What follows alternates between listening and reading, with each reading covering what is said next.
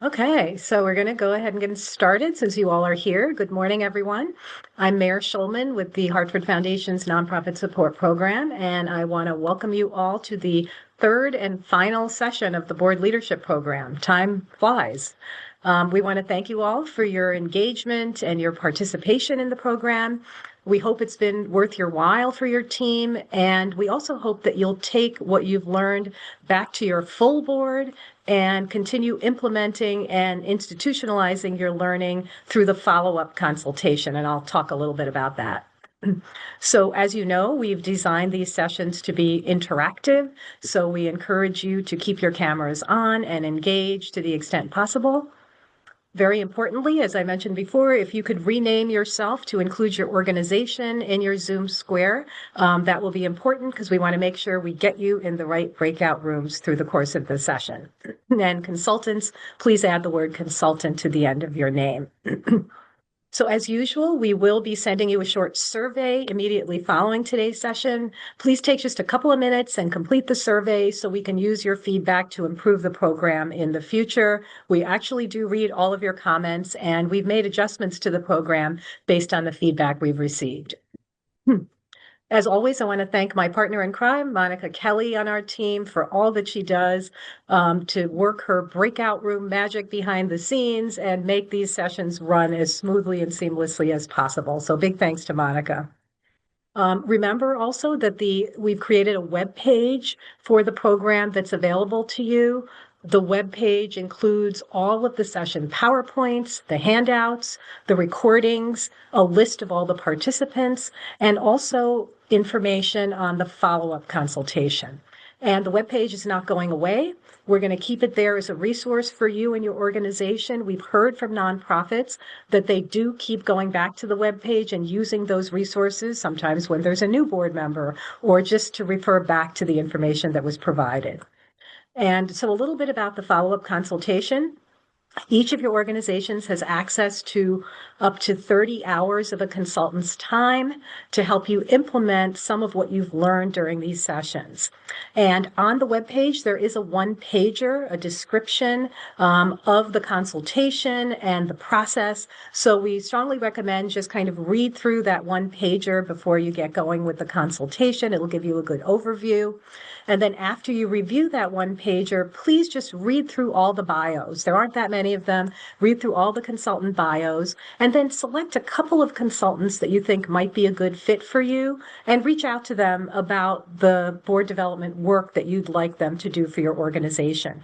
Hopefully, as you've gone through these sessions, you've started getting a sense of how you'd like to use the consultation. And if you're not exactly sure exactly how you want to use it, that's also something you can use your time with the consultant to talk about. Just call a couple of consultants and say, hey, here's some of the issues. How might we craft a consultation that would work for us? And of course, you can always reach out to me if you have any questions along the way. I'm happy to kind of brainstorm with you. So a couple of the consultants are with us today, so I'd like to quickly introduce them to you. As I call them by name, I'll just invite them to unmute and quickly introduce themselves and say hello so you can put names with faces. So I believe Francine Christensen is here. Hello. I think I saw Kathy Cullen. Hi, everybody. Good to see you. And I believe Todd Pickens is here.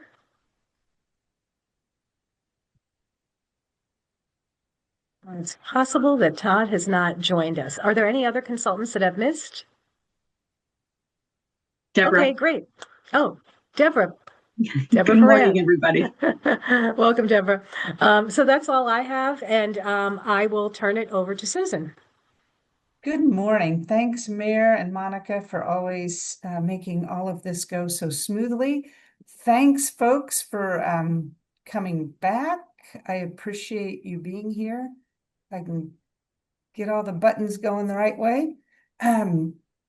So today, we're really going to end up talking a lot about kind of two main areas: engagement and what does the culture in your board look like, and what do you want it to look like? And then secondly, we're gonna do focus on building a culture of philanthropy and the board's role in fundraising.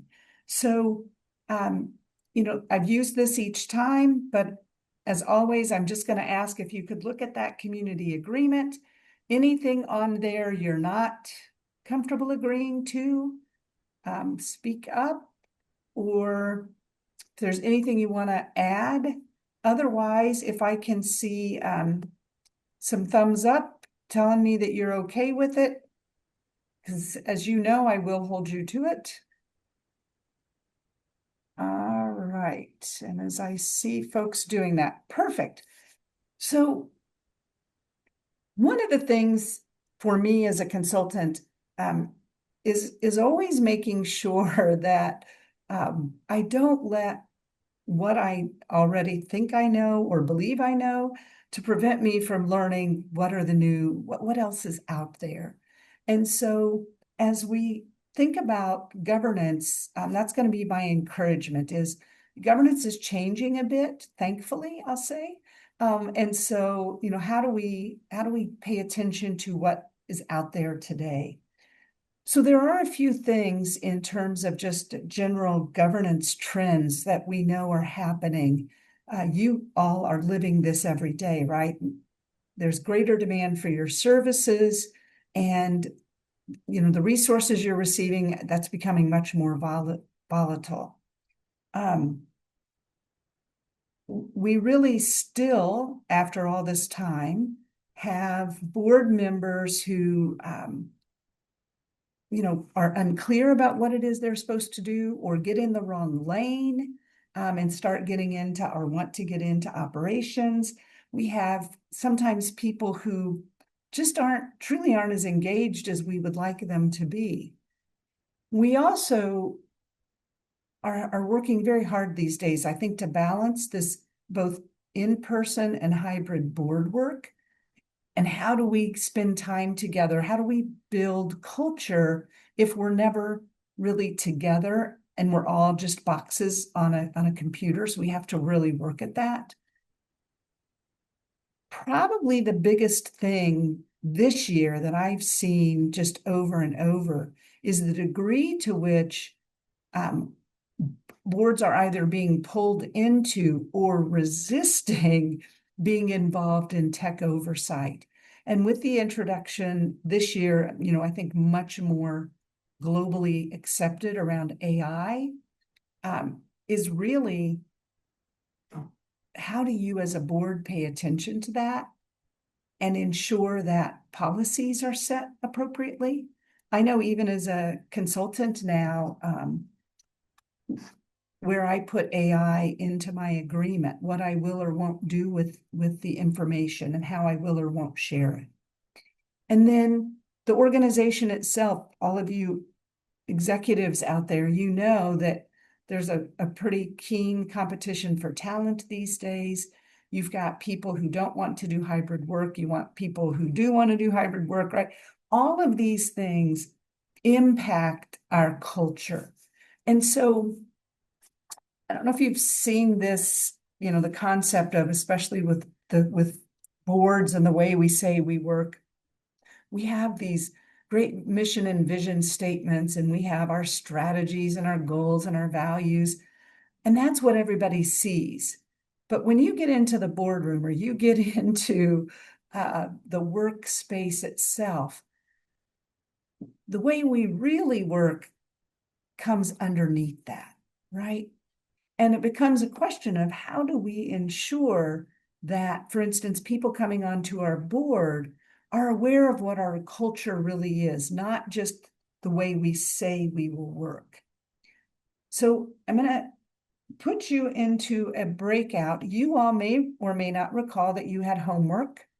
Your homework, I'm going to give you a minute here to do this homework in case you forgot, is what 3 words describe your board's culture, and what 3 words describe your aspirational culture? So what words describe your culture today? What do you wish the words were that you use to describe your culture? Anybody, any questions what I'm asking you to do? Nope. All right, we have 12 minutes for this breakout so that you can have just some good conversation around what is the culture really? And we'll see you back in about 12 minutes. All right, welcome back, folks. So that conversation about culture, I want to gather some quick information through a poll, and then we'll have some more conversation about that. But let me share my screen and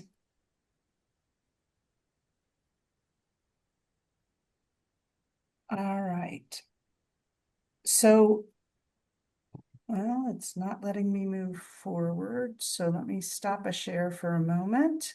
The question that we're going to ask is, were your current and aspirational board cultures, were they similar to each other, like very similar, somewhat similar, fairly dissimilar, or very dissimilar? So as you had that conversation with other board members, how was that going?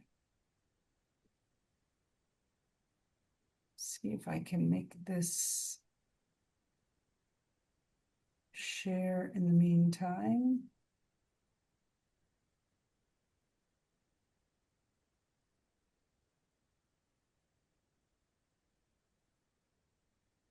Get you there. Sorry, folks.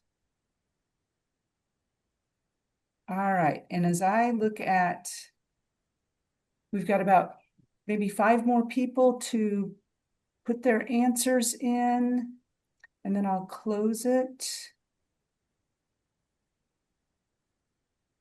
All right. So if you can see those results, right, so 30% of you very similar, 55% somewhat similar, and then some others that were 15% that were dissimilar in some way. So somebody unmute and talk to me about, kind of share, what was your discussion? How do you determine your culture? How are you defining your culture? Who has a willingness to share with the group?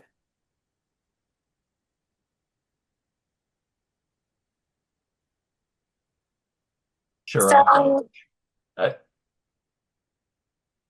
Let's go so Alana or Luis, and then Alana after that. okay. So we discussed that our culture and climate, because there's a little bit of a difference there, and we acknowledge that, is that it's inclusive, that it's collegial. And somebody also shared that they thought we were evolutionary. In other words, we are very open to looking at, gee, the environment has changed. What do we need to do? And be nimble in order to meet the needs that are present today that were not there yesterday. Nice. So you're not letting what you know get in the way of what you could learn. Awesome. Thanks. All right, You're welcome. Alana? hi, yes. And Alice can help me with this because I don't remember all 3 of them, but I believe we had caring, knowledgeable, and we were just looking at like, who shows up and who goes, who not just shows up, but who also like is participating, is aware, is alert. So we want to work on like, more of like the alertness and more of the showing up. Um, and just like people, like everyone, we want everyone to be consistent with that and not just a few people. Yeah, nice. Thank you.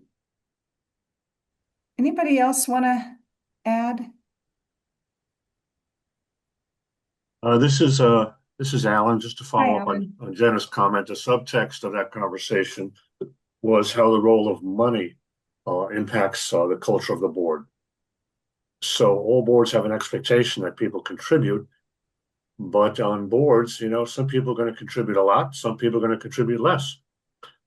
And that can impact the culture of the right that people feel to how much they can voice their opinion, point of view, etc.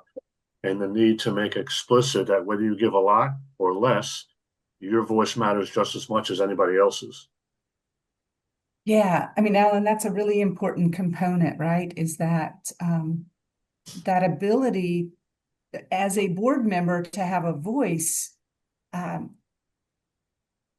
how that voice is heard should not be dependent upon how much money they give or how much influence they have in the community. Thank you. Bob? One of the words we were talking about was excitement.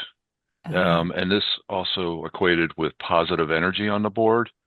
And we've been doing a lot of board building recently, and we're bringing new members onto the board that bring a lot of positive energy on the board. But we've also had examples of re-energizing some of the more senior members of the board. But constantly cultivating that positive energy, we think, is a really important to the health of the organization. Yeah, that's great.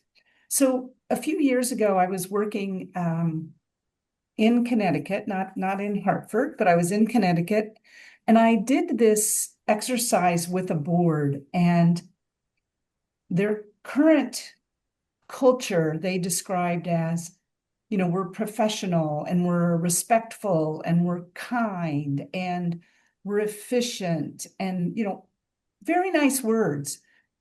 But when I asked, what do you wish you could say about your culture? They said, more like dynamic, challenging, respectfully challenging each other, not risk adverse. So, it's sometimes if we don't name what we want to become, it's very easy to keep being who we are. And so that's why I encourage this kind of conversation about, here's what we say we are, but what do we really want to be? So thank you for engaging in that conversation. All right. Whoops. So let's talk then a little bit more about engagement. And so we've got these 4 things on the left that are they're called antecedents, but they're all components of a board member's engagement and their willingness to participate. Sorry, I lost my words for a second there. So we know that it's important for boards to have values congruence, for board members to feel like they have values that are respected by and congruent with other members of the board. It's important that we have a sense of task ownership, like, what is my role? What is it that I'm supposed to do? What is it the staff's supposed to do? So that I can walk in and know, here's my job and I'm going to go do this. The next, and this goes a little bit with what Alan was saying earlier, which is a little bit around perceived ability, which is, do I believe I can add value? And do other people on the board believe I can add value, right? So how do we make sure that if Luis is joining the board, how do we make sure that people understand the value that Luis brings and the value that other board members bring? What's their ability, right? And then the last is trust and safety. Do we have a space where we feel like we can express our views, where we can disagree, where regardless of how much money we give or how much influence we have, that we can contribute? When I work with association boards, those are peer professionals, and they oftentimes do not have a very safe space because they always want to ensure that they look good in front of their colleagues and peers. And so really do we have a space that people feel safe? And what we know is if those 4 on the left, if we have good agreement around those and good understanding, it's much easier for board members to engage and to work through challenges that might come up. And so as we think about kind of that full board member engagement, we need to have some focus on those four. So we're going to go into a breakout for a conversation around this engagement. And when I put the question up, I have the one overarching question, but to help you, I've got a few prompts. You don't have to answer each one of these questions. It's the overall question. So in what way does your board ensure that those four things, the values congruence, the task ownership, the perceived ability, and the trust and safety, how do you ensure that those are addressed?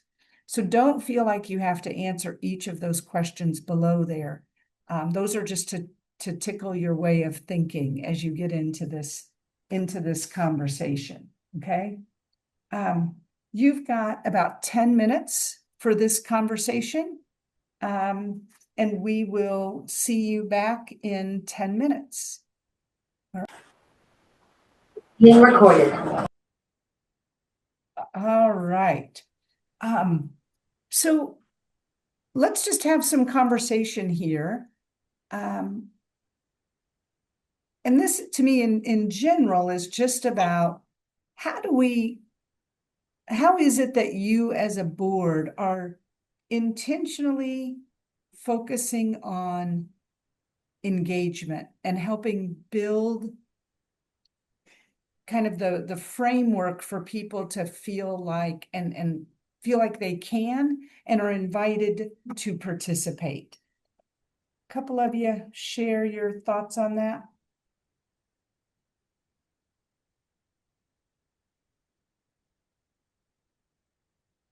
Morgan, thank you. Good morning. We talked a lot about our onboarding process and perfecting that, and actually talking about doing more regular governance, like the governance calendar, education calendar, and kind of making it a requirement or an expectation for new board members, but also opening it up to other board members so that we can continue that education. That's a big challenge for us. Yeah, and Morgan, it's part of it is just that intentionality, right? Of how are we going to do it? How do we bring people in? Oftentimes I think it's, here's Morgan, she's our new, board member, and we say what their profession is. And that's oftentimes where we stop, right? And much more that opportunity to say, hey, you all, this is Morgan. She's a new member of our board. We're excited to have Morgan be on this board because she's somebody who asks really good questions. And you might have seen her work that she did with such and such organization, and she always followed through, and, really ultimately building that understanding and inviting people in. Just a thought. Others, what were some of your conversations?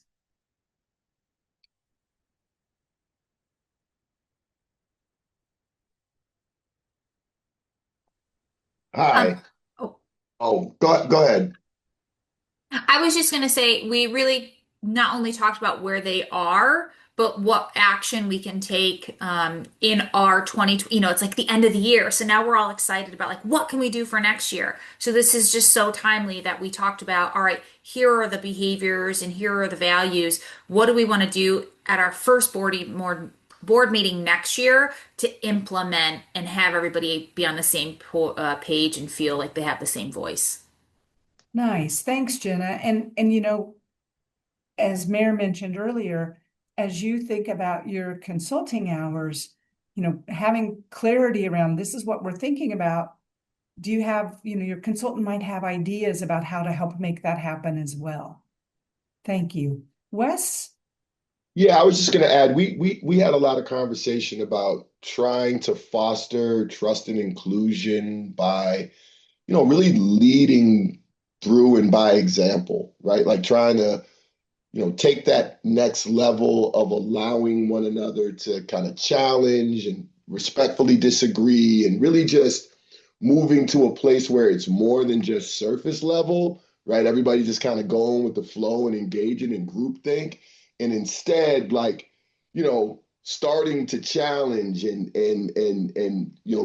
moving into a space where it's a little deeper level of engagement because we're really allowing ourselves to bring our opinions and figure out where are our values aligned, and if there is not clear alignment, like getting into that discussion as opposed to just pushing through the agenda and letting it be.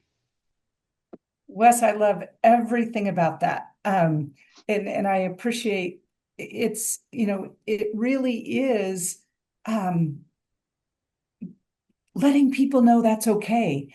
And that's different than so many board experiences. But we know, we see research shows us people feel much more satisfied and fulfilled and engaged in that model. And yet we so often retreat to what we know, which is sitting around a boardroom, one person talking at a time. And so I appreciate that. Bob? I was just going to add to that, and I love Wes's comments. We've recently started implementing an ambassador moment and an advocate moment in our board meetings where we highlight some of the work of the board members, and oftentimes it's in collaboration with the staff.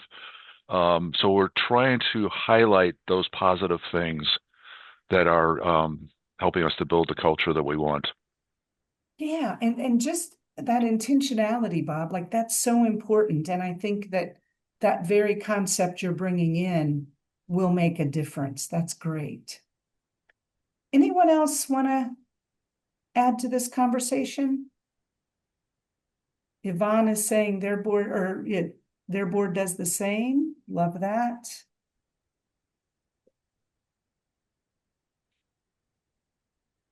All right. So can you all still see the screen? I've kind of lost y'all for a moment. Okay, let me go back. So Raymond asked a question of, let me come out of this for a second. Raymond asked a question of Bob. Bob, did you see that question? Let me go back to it. Ambassador, and what other feature do you recognize? Oh, it's the advocate. Without getting into a lot of detail, we have one board member who is an executive at one of the local companies who's working on the case for support in the small and medium-sized businesses in Greater Hartford. So we had her present that. But I associate the advocate role with being able to articulate the case for support. The ambassador role in this case was where we had members of the development committee making stewardship calls to thank donors for their contributions. Excellent. Bob, my impression after 3 sessions with you is that the symphony has very strong intentional practices. And that's something we can all learn from. So thank you. Is that a fair statement that you do? We're trying every day. And there's not to say there's not room for improvement, believe me. Well, absolutely. All of us all the time. But it, I guess my question would be just in terms of maybe for others, like how did that start? How long have you as an organization been fairly focused on that intentionality? Can you talk a little bit about that journey?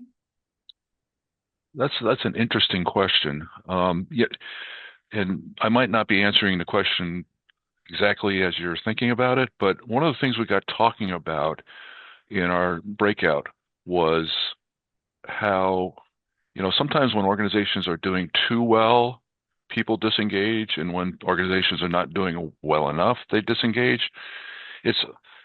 There's something about keeping that balance and always being very close to achieving that next goal, but not quite getting there yet. I think part of it is, what did somebody said to me one time, that there was nothing like the threat of going out of business to energize people. Yeah. I've also said about nonprofits, it feels like we're constantly working as startups. Yeah. And there's a lot of we're constantly needing to make that case for support. And one of the things we're talking about is treating our donors like investors. We're asking them to invest in us so that we in turn can have impact in the community. Anyway, Nice. Yeah. is that answering your question? Yeah, I just think it's, I think part of the beauty of this kind of program is you get time within your own board to have conversations, but we also can learn from each other. So I appreciate you sharing that.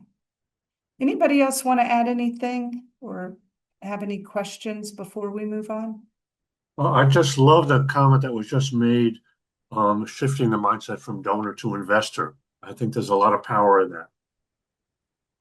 Well, Alan, I think you're going to appreciate what we're going to talk about next then, because we're going to have that very conversation and some ways to do that. So there are some things we know about the next generation of donors, right? One of the things we know is that they are not necessarily interested in just giving money to a cause. They are interested in being philanthropic and having gifts that make a difference. And it doesn't have to be by a strong dollar amount, but they want to have involvement with an organization. Excuse me, it is kind of that investment model. We also know that people have to feel some connection to what they're giving to, right? We all at some point probably give to a cause. I'll speak for myself. My little neighbor boy comes down and wants me to buy the popcorn for $20 for the Cub Scouts, right? I like the kid. I don't care about the Cub Scouts. I don't need the popcorn. So I give him the $20 and that's more transactional. But what we really want is to get to that point where people feel that both the joy of giving and they see the results of their giving, right? And so when we think about the board's role in fundraising, I get board members who obviously are not comfortable asking for money. They don't want to ask anybody for money. And you'll hear people that won't choose to serve on a board because they think they have to ask somebody for money. The reality is, I was a fundraiser for many years with the Komen Foundation first and St. Jude Children's Research Hospital after that. And the truth was, if my board members didn't want to ask people for money, I didn't want them to ask people for money because they probably weren't going to do it real well. But I needed them in many roles. And so there's this concept of measuring fundraising effectiveness. And what we know is that a board member's ability to talk to people about how accountable the organization is, how they raise money in an ethical manner, that they have integrity, and that the money is used for what we say it's going to be used for. That ability to talk about the ethics and accountability is critical. The second component is the board's role in fundraising is ensuring, in fact, that money is used appropriately. So in their governance role of being the fiduciary and providing the financial oversight. And then lastly, that concept of raising funds, board members need to be involved in that. And if we think about, for most of us, there are about 9 steps in fundraising, right? Starting with who are our prospects. I have a colleague, some of you know Chuck Loring, and he used to always say, we start with suspects. I suspect somebody might be interested, and then they become a prospect, right? But if you think about from identifying somebody to cultivating them through the process, to stewarding them once they've given a gift, out of those 9 steps, only one of them is actually asking for the gift. So you don't have to have somebody who's going to ask, but not every board member has to be able to do that.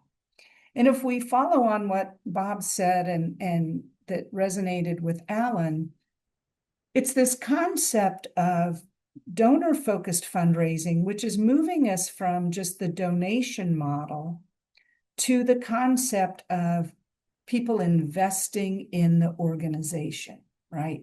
And so in the donation model, we often have fundraising goals. And I'm not suggesting that those aren't important, but capital campaigns still use the thermometer, but we don't, like it used to be every year, people were putting thermometers up, and this was all about what's our fundraising goal, right? And if we go then to the investment model, it's much more, the message is, if you invest in us, you can help change your community, okay? And whatever your specific mission is. In that fundraiser, that donation model, we often are apologetic. We start with, I hate to ask, but, okay? That is not a position of strength, right? I hate to ask, but, versus being able to say, I want to give you an opportunity to change our community. Okay, now we're coming from a much greater position of strength. The donor mentality in the donation model is often kind of what's in it for me. And there are donors, let's be clear, donors still care about that sometimes, but the vast majority of folks are saying, I want to give money where I can change my community. So again, invest in us because we want to give you this opportunity to make our community a better place. Why do we give in the donation model? It's because the organization needs it. In the investments model, it's because you're giving somebody the opportunity to solve a challenge in their community or to change something for the better. What does the donor get in the donation model? They get recognition. And let's be clear, colleges, universities, symphony halls, arts and culture museum, people have their name on things, right? If you've ever been to Harvard, I always laugh. I swear, even toilets, it's like this toilet was sponsored or generously donated by, because they just have so much, right? But the reality is that while people like to be recognized, we know that people want to see that change. And so your ability to be very clear about what investing in your mission offers your community or people or the world in general, that clarity is really critical, okay? And I'm sure you've seen the donor pyramid at some stage, right? And if we think about this pyramid, you have programs, things like your annual fund, right? You have capital campaigns, and for each level that we rise, you have to have more connection to those people, right? To get to the planned gift, you're not going to have as many planned gifts as you're going to have annual donors, but we steward them through. And so when we think about the techniques at that kind of universe of prospects, it's a general solicitation, or it's an event where people can come and be part of it. As we move people through the donor cycle, the giving cycle, then we need to get to know them a bit better, right? Phone, letter, being much more personal. If we're going into the capital campaign and planned gift legacy society, definitely need to be much more personal on those solicitations. So we have to know some things about those folks, right?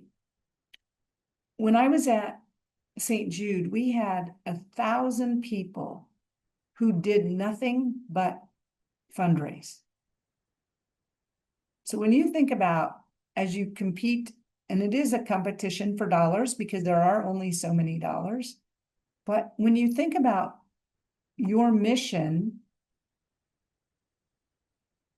And you might have one full-time staff member focused on fund development. You might have somebody who's part-time. So it becomes really important that our board members have that connection and that ability to speak about the organization and to know people in the community to connect you to, right? That networking. Within the 1,000 people who did nothing but fundraising, there were about 50 who did nothing but thank people and know when somebody's birthday was, when somebody's grandchild was born. The point being, you've got to know things about your donors, right? You need that personal connection.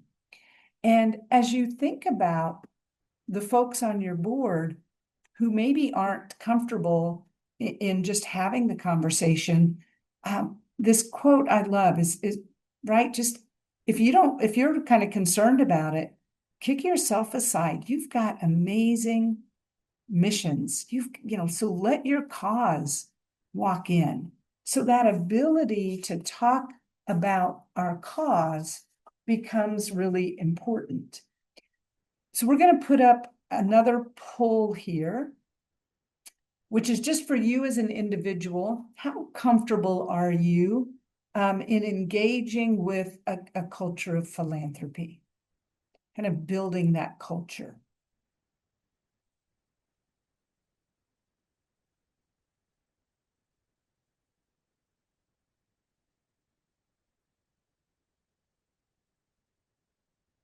Now, as I'm watching these, wow, these are surprising to me. This is awesome. All right, I think we've got everybody. I'm going to end this. So, I have to say that I think this is the first time I have ever seen the somewhat uncomfortable and very uncomfortable be so low. So I kind of love that. So let me ask one of you. Any one of you, tell me about your organization and why I should support it. This is your moment. Because we only had a couple people who said they weren't comfortable doing this.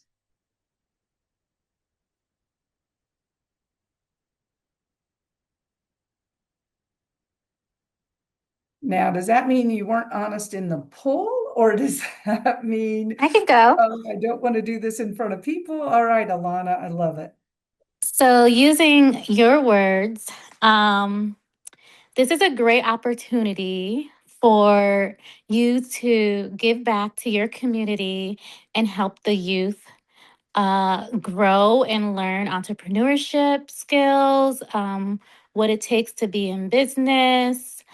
Um, and I and this is how you can help someone in your community.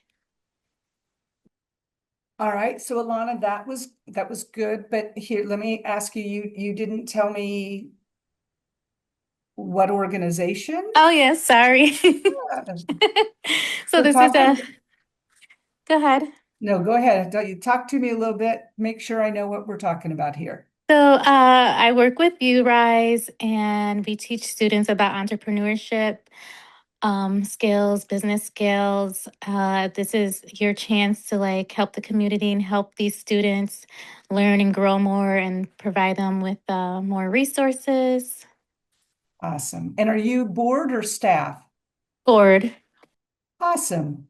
All right, so when we get done today, I will make a $50 contribution to You Rise for your willingness to do that. So thank you. Thank you. All right, and the second person was Lalitha. Hi guys, I'm from the Hartford Symphony Orchestra, and I was inspired by a board exercise that was just done recently, a couple of weeks ago, where a board member put together a skit and we did some role playing. Initially, I didn't want to do it because I was so uncomfortable asking, But when we did the skit, I realized I could absolutely do this. And the pitch from the symphonies, from my perspective as a board member of the symphony, is that it brings economic development to Hartford. It creates opportunity to build community. I'm an immigrant and I came to this country knowing nobody, and now I know everyone, really because of the community that came through classical music. And and then we have the ability as a board, because of the connections that we have, to be able to give back to Hartford and to give back to the community. And so I want people to know that whatever their donations are, it's not just dollars, it's a way of strengthening who we are, and bringing people into our community who may not necessarily feel like they belong here. And that's what the dollars go towards. So now I'm comfortable making that ask, primarily because of the skit that Bob asked one of our members to put together. Awesome. And so are you asking me for money? Absolutely. You must support us. Just thought we ought to get to that. All right. All right. Yeah, absolutely. You must support it, because we're not asking you for money. We're asking you to be part of a story where we build this organization for generations to come, to make people feel like they truly belong here. Like I was welcomed here as an immigrant. I love it. I love it. Thank you. Thank you very much. All right. So we're going to do the last two, and then we're going to switch to, and I'm out of money after my second one. We're going to switch to a breakout. And actually, okay, so Ola? Oh, thank you. I'm on the board of U-Rise Ventures. I feel very comfortable in soliciting support for U-Rise because Hartford is a business city, very strong business city, and the businesses in Hartford have a very strong vested interest in developing business people, entrepreneurs from the local community. It has been known that for a period of time there is a shortage in talents immediately available in the Hartford area, but there are young people that can be trained. So this is an opportunity for the corporations to invest in their own future by helping to develop and train and prepare young people in entrepreneurship. Ola, that's beautiful. Thank you. And I love willingness to, like, this is just a great opportunity to practice and to help other people in your community who are with other nonprofits to hear about your work. So thank you for doing that. All right. And Angelo, you're going to wrap us up on this.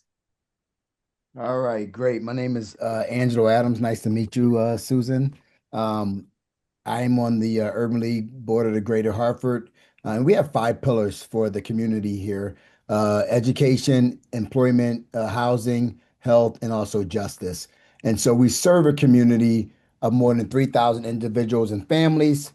And more importantly, I want to tell you a story. And I would have a story about a person. We've given out $25,000 in scholarships, and this person was first generation college student, and these scholarships have allowed this individual to go to the University of Hartford and graduate in 4 years, and now that person is a contributing member of our society, and come from poverty and now uplifted from poverty and now contributing as a tax-paying citizen. So would you be willing, and I know you don't have any more money, Susan, but would you be willing to give us $100 donation for our gala, which is actually tonight? So we'd love to see what you can do to help us to get to our donation levels for the gala tonight. That's awesome. So tell me, is it really your gala tonight, or are you Yes, just? No, it's tonight. I can do that. All right, perfect. All Thank right.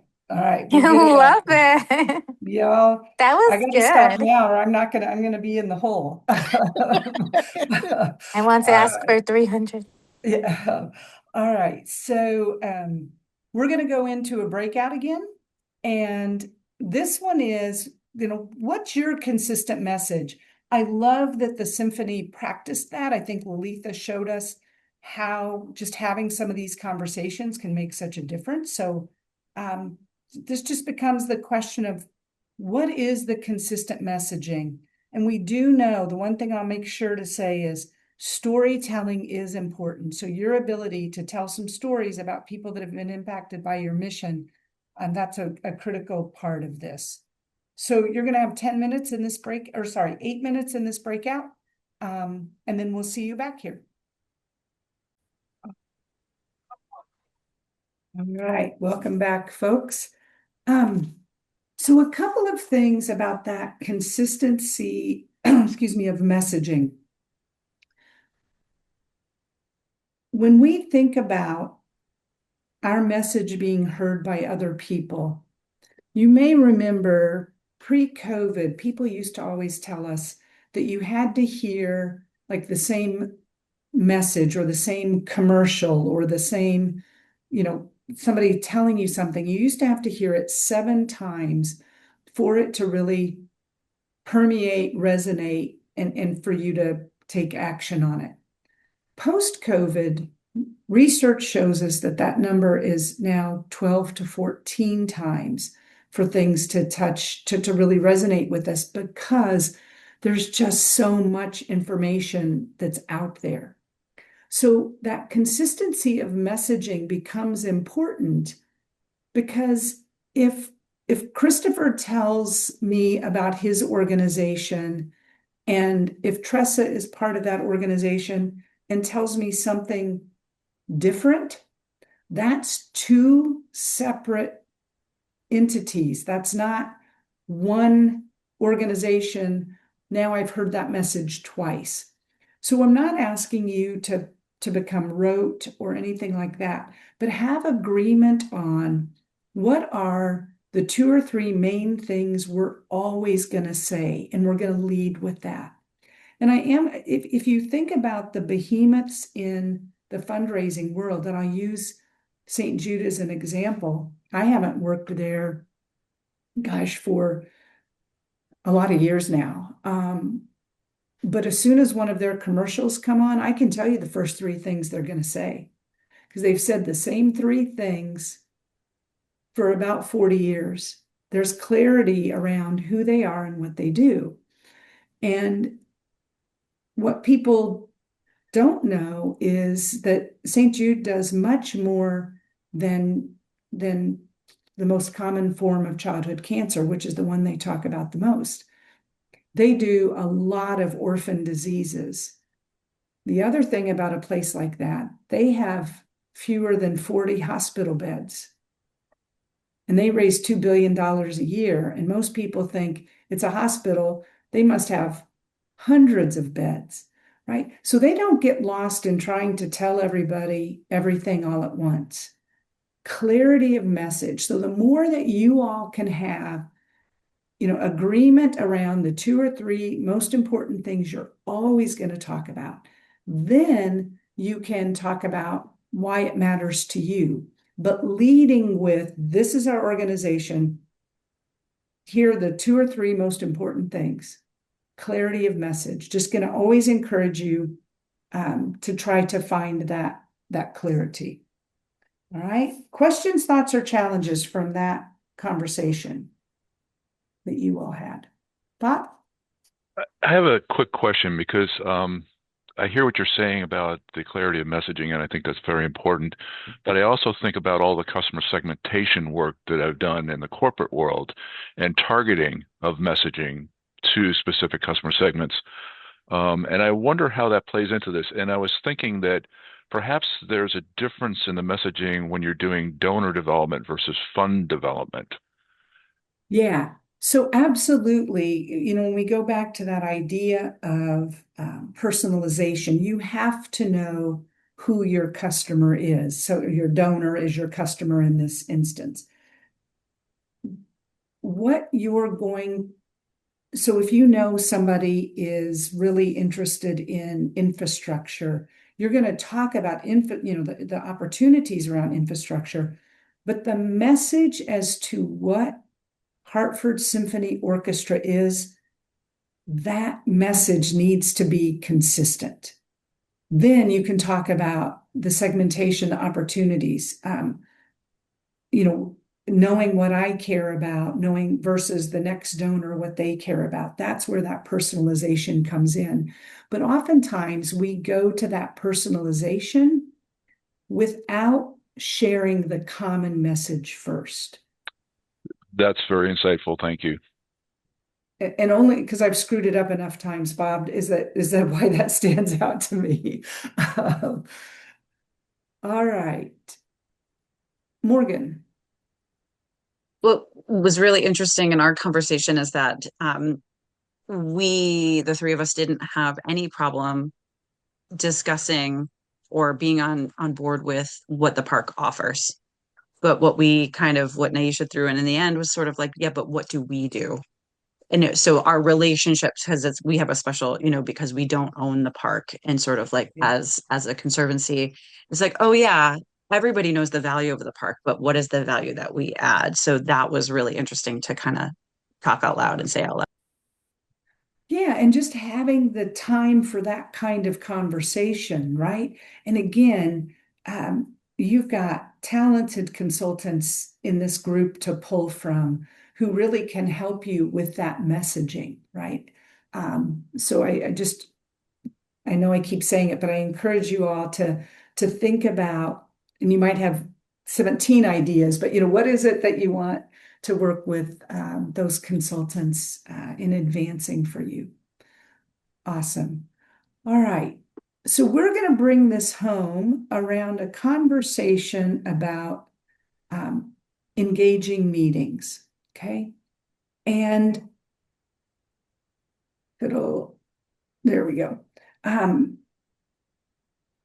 One of the most important things about our meeting time, the work that the board does is really important. And oftentimes we create board meetings that don't highlight that importance, right? We end up doing a lot of past focused, not really thinking about the future, not utilizing the skills and the creative thinking that our board members bring for us.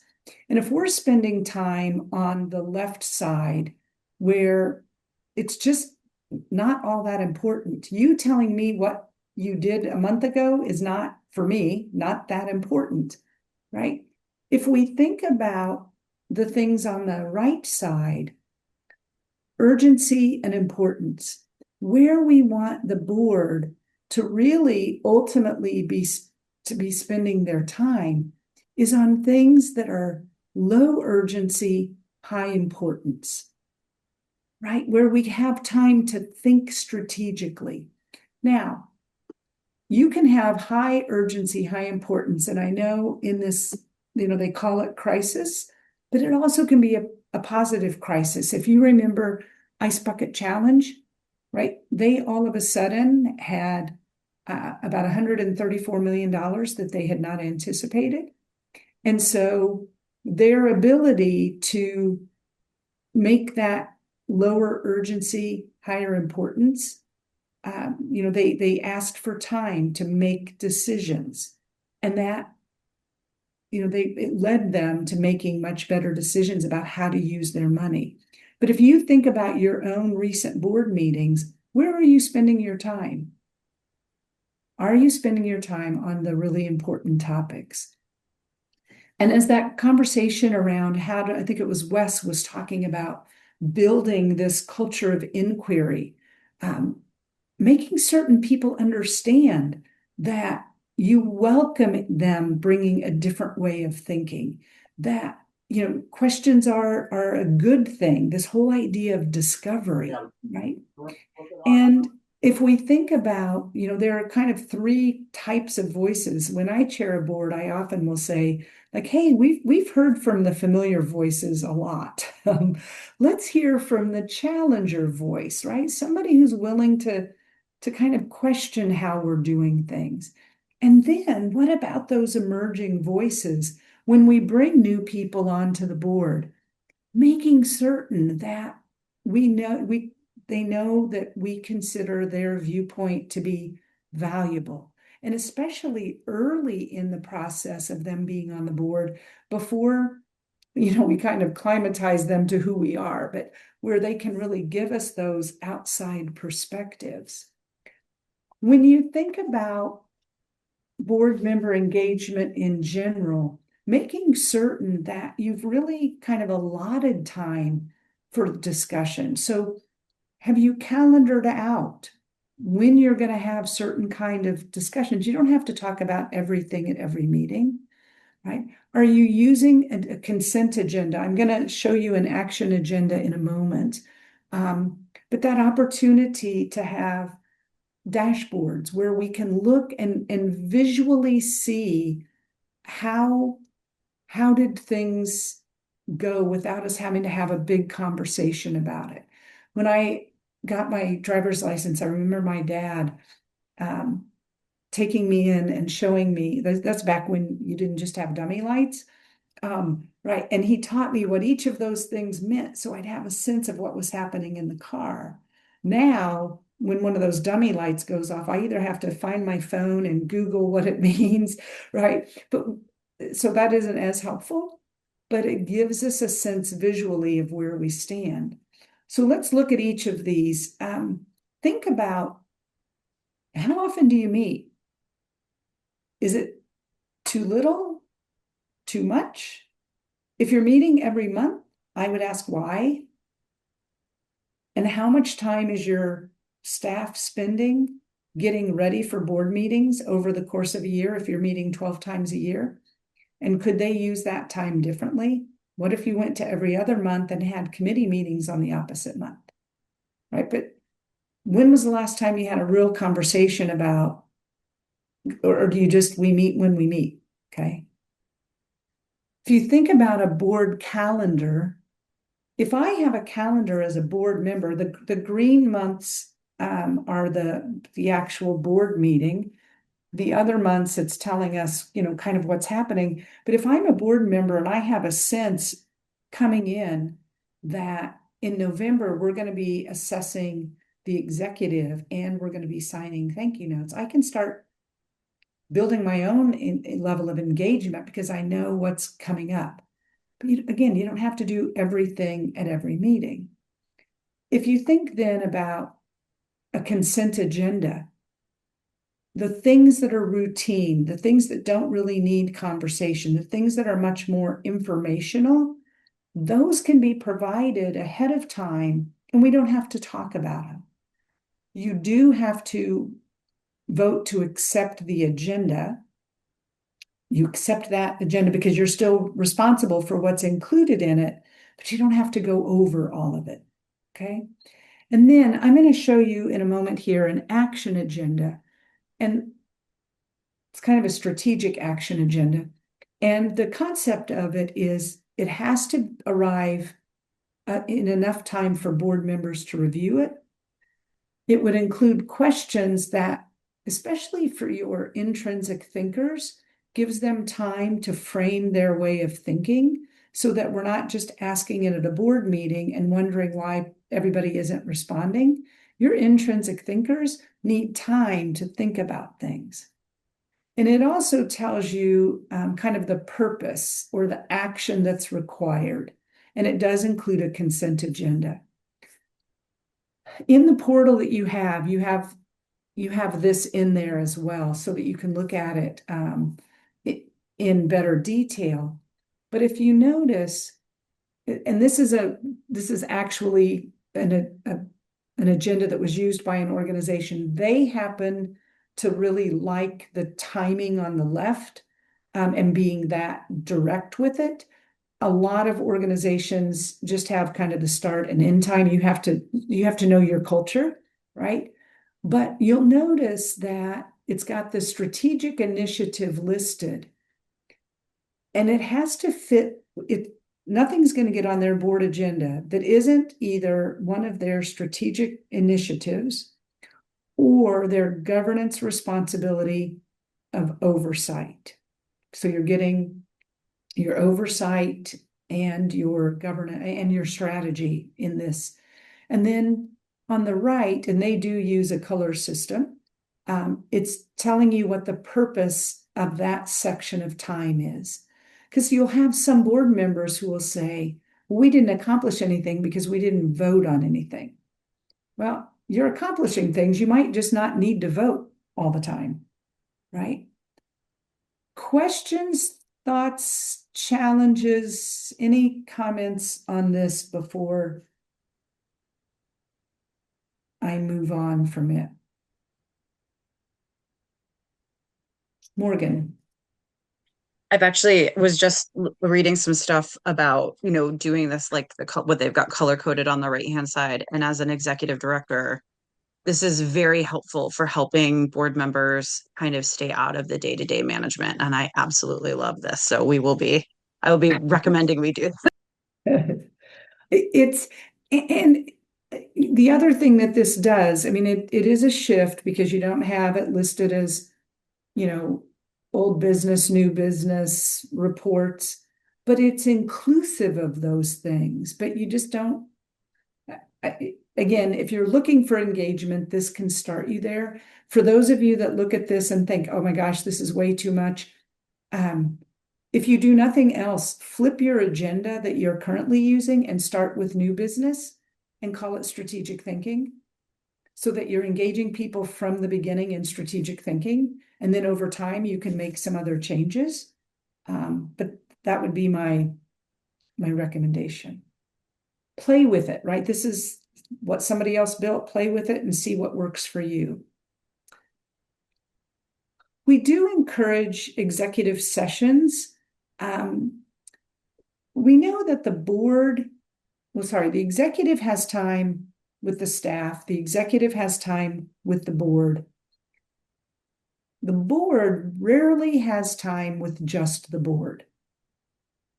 And some of executive session, first off, obviously to have confidential conversations, but we would encourage that you maybe include it more than just once a year when you're looking at the executive's review and salary, because people get really nervous whenever there's an executive session. So you can normalize it a bit as well.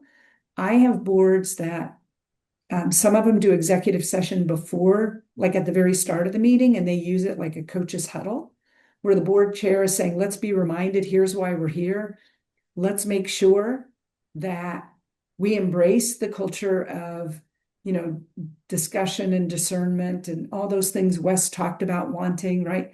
Some people use it at the end to say, hey, how did we do? Did we have the materials we needed? That sort of thing. But, executive sessions definitely serve a purpose. Two other kind of tools for you. One is this concept of, rather than having a full report from a committee, if committees got used to doing an executive summary, and they might only fill out the top and the bottom. What's the key work that was accomplished? And what are the major initiatives they're going to focus on next? If there was a change from plan, or if they have questions for the board, or they need approvals, then 2, 3, and 4 can be used. But if I'm not on a committee and I get this one pager for each committee that tells me what was the key work they accomplished and what are they going to do next, that's enough. That's enough, folks. Sometimes we delegate work to committees and then we bring it back and rehash every single thing with the full board, and that loses its effectiveness. Okay. The other is, if there is a recommendation for, if a committee has an idea they want to bring forward,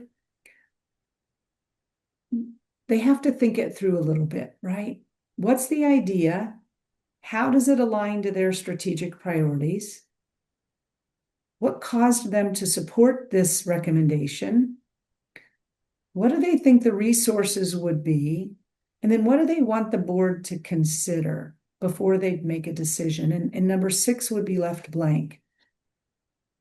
But if we bring this kind of intentional tool into recommendations, rather than us just saying to the staff, like, hey, why don't you go try, think about this. How would you do this?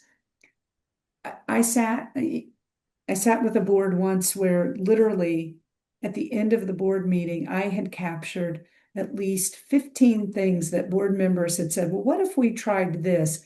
And the staff didn't know, am I supposed to go do that? Or are those just ideas? So if you really want the staff to be considering, the board and the staff to be considering something, it wouldn't have to be, you wouldn't use it all the time. I mean, you're not going to have recommendations all the time. But if you do have them, using this tool can help move the whole process along. And then if you have boards that seem to forget what they've agreed to, so that at the next meeting, they're bringing up something they already agreed to, and if you have boards that are uncertain what they can and can't share or have accidentally shared information that shouldn't have been shared, this kind of tool can help get people in the practice of knowing at the end of a meeting kind of what they can do. So people could fill it out themselves. The board chair could say at the end of the meeting, hey, let's remember, here's what we agreed to, here's what we can share. And then lastly, in this section, meeting effectiveness. I'm not saying it has to be a written form, but even again in an executive session or even just at the end of the meeting, like use one or two of these questions at each meeting, use different ones. Again, if we want engagement, then we need to measure, are we really engaging? We measure what's important. So this is a tool to help you get there. All right. For your breakout, here's the question. What changes could you make to your structure, meeting agendas or structure, to make them more engaging? And this is going to be a quick hit because of where we are time-wise, but about 7 minutes. What are some changes you could make that would allow your board to have more engagement? All right. We'll see you back in a few. Just that time to talk a little bit about what could you do differently, and not necessarily making wholesale changes, but recognize that any change you make may feel clunky at first. Give it time, like work your way through it. Don't have, if it doesn't work the first time, don't bail on it. Give it some opportunity, because you have to kind of work a different muscle if you're asking people to come in and really engage and they haven't been doing that. That hasn't been the norm before that. So as we take, the 3 sessions we've had together, first I want to say y'all have been wonderful in just your engagement, your willingness to step in and have conversations. But I want you to think about, how do you then move this forward, right? So really think about what are the changes you want to implement? Prioritize that list and then go look at the bios of each one of the consultants to figure out which one do you think might be the best fit. Have them help you really outline it. Make sure that you do give it time, as I mentioned, and then evaluate. Did it work? Did it help us? Did it not? Take the time to be planful, to be strategic, and thoughtful about the way you're going. So you will, as Mayor mentioned earlier, you will continue to have the web page with the tools. You have the consultants. You know who else was in this session, so you have other participants that you can turn to as well. But let me turn it over, just as a thank you, Mayor and Monica, for this opportunity, to you all for your engagement. But let me turn it then to Mayor to take us home. Great. Thanks, Susan. And a big thank you to Susan for guiding us through these 3 sessions. We think she's just a wonderful facilitator and really appreciate all the time and effort she devotes to this program. So thanks, Susan. Thanks also to Monica for working her magic behind the scenes. It all looks so seamless and smooth, but there's a lot going on behind the scenes. So big thank you to Monica. And of course, a big thank you to all of you. We know that this is a significant amount of time that you're spending in this program. Many of you are board members, you have other jobs, so we so appreciate your taking the time over the course of these 3 sessions to give this time to your organization and help improve your board. So really appreciate that. As Susan said, the follow-up consultation is there for you to help implement some of what you've learned in the program. Please take advantage of it. The first deadline that's coming up is January 12th, and by then we just ask that you have read through the bios, you've reached out to consultants, you've selected the consultant you want to work with, and you'll see there are other deadlines in that consultation one-pager that's on the web page. And if you run into any problems, issues, questions, please reach out to me. I'm happy to kind of work with you. We want to make sure that the consult works well for all of you. So that's all I have. I know Susan can stay on for a couple of minutes if anyone has any lingering questions. Otherwise, happy holidays to everyone. And we hope to see you at a future NSP workshop session. Take care. Thanks, everybody. Thank you. Happy holidays.